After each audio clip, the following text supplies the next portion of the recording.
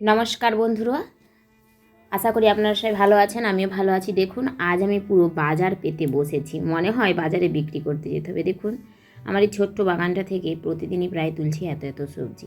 আর আজকেও তুলে নিয়েছি। দেখুন, প্রচুর প্রচুর সবজি, আলু, এই যে পেঁয়াজগুলো লাগিয়েছিলাম, সেই পেঁয়াজ ছোটো ছোটো প্যাকেটে, সেগুলোও আমি তুলে নিলাম।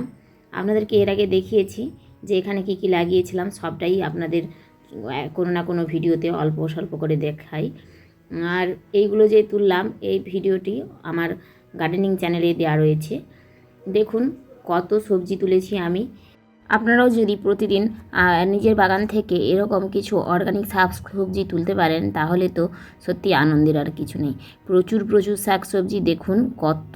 এই এত এত শাক সবজি বাগানের টাটকা জিনিস তোলার মজাটাই কিন্তু আলাদা। এগুলো খাওয়ার থেকে বেশি তুলতেই আনন্দ। দেখুন, টমেটো, পেঁয়াজ, এই পেঁয়াজগুলো আমি কাঁকড়া থেকে কিনে এনে লাগিয়েছিলাম। সজনে ডাঁটা, আলু, পেঁপে, কুমড়ো ফুল, গিমে শাক, পুঁই শাক, এটা বর্মি শাক, এটা কচুর শাক, ওই যে লতি কচু তার শাক। এখানে 5 রকমের লঙ্কা নিয়েছি। আর দেখুন, পাহাড়ি পালং, এটা রাঙালুর শাক, একটা উচ্ছে, আর এই যে এটা লাউ পাতা, দেখেছেন। আর এটা ওটা হিংচের শাক, বাগানবাড়ি শাক, থালকুর শাক, এটা লাল মানে চমড়ই, যে খসলা বা চমড়ি বলা, এটা সাদা খসলা। আর এটা দেখুন লাল নোটের শাক। আর এটা তো ওই যে ফুলকপি তুলে নিয়েছিলাম, তারই পাতা নিয়েছি। আর এটা কুলে শাক। আর এটা কলমি শাক, কুমড়ো শাক। আর ওটা কুমড়ো শাক, এটা বাঁধাকপির পাতা নিয়েছি। আর এইদিকে রয়েছে একটা পালং শাক। পালং শাকটা দাঁড়ান আপনাদের, এই যে দেখুন একটু দূরে, এই যে দেখুন আলুর পাশে রয়েছে অল্প কিছু পালং শাক। দেখুন, নিজের বাগান থেকে যদি আমি এতগুলো সবজি তুলতে পারি। আর এই আলুটা কিন্তু এই যে জায়গাটা দেখছেন, এইখানে এই মেঝেতে হয়েছিল, আর অল্প কিছু বস্তাতে।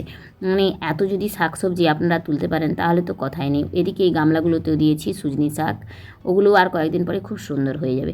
দেখুন, বাগানটাতে এখন যেহেতু গরম ফুটে গেছে, সে আর কিছুই নেই। শীতকালে প্রচুর সবজি ছিল, এখন মাটি ফেলে নতুন করে এই বাগানটাকে সুন্দর রূপ দেওয়ার ইচ্ছে রয়েছে, তাই কোনো কিছুই লাগাইনি। ওই যে টুকটাক সবজি রয়েছে, সেখান থেকেই দেখুন আমি এতটা হারভেস্ট করতে পারলাম।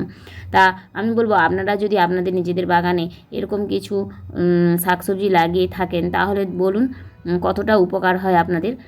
সজনে ডাঁটার গাছটা তো আপনাদের দেখিয়েছি এর আগে। আর টমেটো গাছগুলোও তো দেখেছেন, প্রচুর প্রচুর টমেটো পাচ্ছি আমি এখান থেকে। আপনি যদি 3-4টে টমেটোর গাছ লাগিয়ে দেন, তাহলে গোটা শীত থেকে গ্রীষ্ম আপনার কিন্তু টমেটো অভাব হবে না।